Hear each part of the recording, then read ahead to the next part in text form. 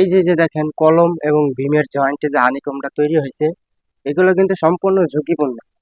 কারণ আপনাদের ভবিষ্যতের জন্য এই হানিকম আপনাদের বাড়ির ক্ষতি করতে পারে। কারণ এই হানিকমের ভিতরের যে সেই বালুটা কিন্তু পড়ে গেছে, খালি এখন পাথরগুলাই রয়ে গেছে।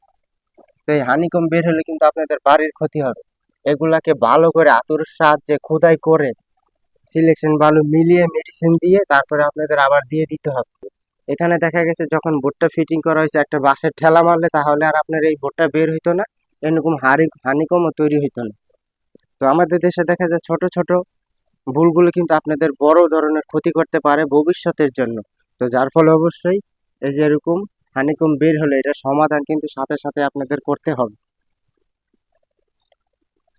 বিম কলমের জয়েন্টে এরকম হানিকম বের হওয়া মানে আপনাদের বিল্ডিং এর ক্ষতি হওয়া। তো এইসব বিষয় খুবই গুরুত্ব সহকারে এগুলো ইঞ্জিনিয়ারের মাধ্যমে আপনার আপনাদের বাড়িতে হানিকম বের হলে সমাধান করতে হবে। এই যে যে দেখেন কলম এবং ভীমের জয়েন্টে যে হানিকমটা তৈরি হয়েছে, এগুলো কিন্তু সম্পূর্ণ ঝুঁকিপূর্ণ।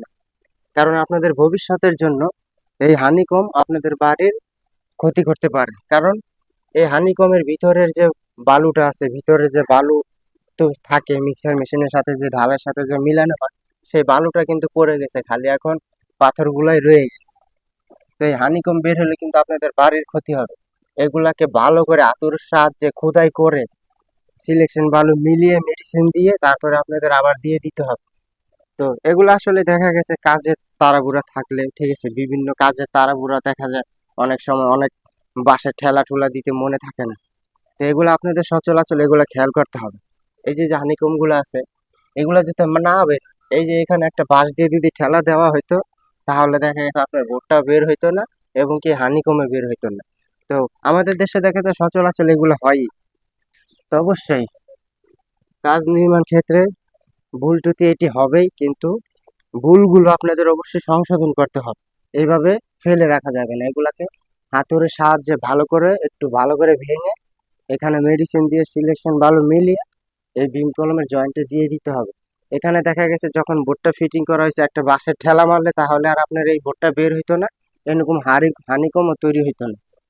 তো আমাদের দেশে দেখা যায় ছোট ছোট ভুলগুলো কিন্তু আপনাদের বড় ধরনের ক্ষতি করতে পারে ভবিষ্যতের জন্য। তো যার ফলে অবশ্যই এই যে এরকম হানিকম বের হলে এটা সমাধান কিন্তু সাথে সাথে আপনাদের করতে হবে। বিম কলমের জয়েন্টে এরকম হানিকম বের হওয়া মানে আপনাদের বিল্ডিং এর ক্ষতি হওয়া। তো এইসব বিষয় খুবই গুরুত্ব সহকারে এগুলো ইঞ্জিনিয়ারের মাধ্যমে আপনার আপনাদের বাড়িতে হানিকম বের হলে সমাধান করতে হবে।